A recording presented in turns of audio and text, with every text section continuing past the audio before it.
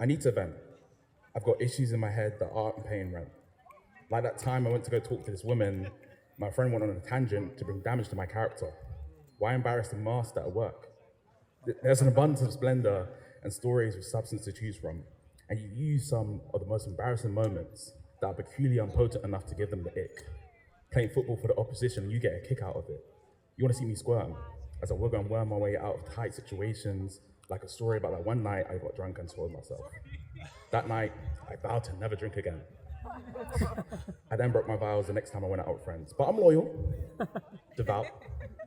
I'd only cheat on my diet, so you have nothing to worry about. Even so, my friends, they play better defense than iron armor, as if they think I'd harm their friend or a stranger. You know me, how great I am. Because we're more than acquainted. I've not done anything recently that may have tainted my image, so if your friend is nice, why can't you picture us together? Defensive moves like, don't you have a girlfriend? First of all, how rude, and none of your business. Second of all, no, I don't. Hence why I won't tolerate that behavior. You're meant to be my helper. When I'm in trouble, be my savior, but you're on the opposition side. You take pride in doing me a disservice. What's the point in friends if that ain't your purpose, to help a brother in need, instead watch me lose all my aura as I hemorrhage and bleed? But all means receive in my favor. You'd be doing me a favor by saying I helped you pay off your mortgage, your mum's surgery, unless I'm in flow state, then avoid disturbing the vibe. I'm saying all this to describe what really bothers me. 2 years ago, I made the decision to be Cupid. And call me stupid, but because it's my mission, for too long I was the glue keeping them together. And yet they derive joy in pulling potential attractions apart. They're now engaged to separate people. I'm joking, they're just engaged in sabotaging my love life. Although I hear they'll put a ring on it soon. And I'm not jealous, but I do desire that connection. It's like it's on the tip of my tongue, but I'm unable to mention what I'm looking for. It's such an elusive thing.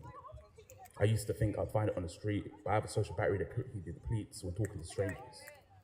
I think I smelt it once, but that passion wasn't reflected, so it burnt, becoming smoke and mirrors. I've heard what I'm looking for is something you hear of, a sensation of resonance when hearts beat in tune and are on the same frequency. I also think I felt it once. But haven't we all? The touch of a stranger as they catch your fall and snatch all your attention. Not to mention this condition at first sight and how this pie places rose-tinted glasses, accompanied by forms that have torn your skin into parts. It's such a fickle thing. From what I can tell, it overrides your senses and leaves you senseless, suspended between dimensions where you want this to be endless. Consider me captive with the Stockholm Syndrome love that comes in droves and waves and disarms the bravest of soldiers.